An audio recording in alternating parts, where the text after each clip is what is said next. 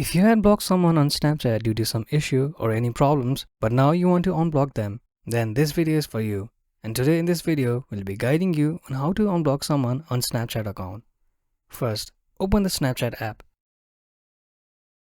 and tap on chat at the bottom. Now for this demo, let's block someone first. For that, select the person you want to block and tap and hold their account. Now here, you'll find Manage Friendship. Tap on it. After this, tap on Block.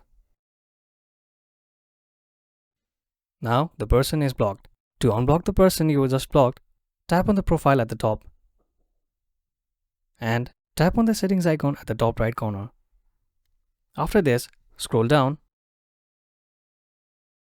and under Privacy Controls, you'll find Block Users.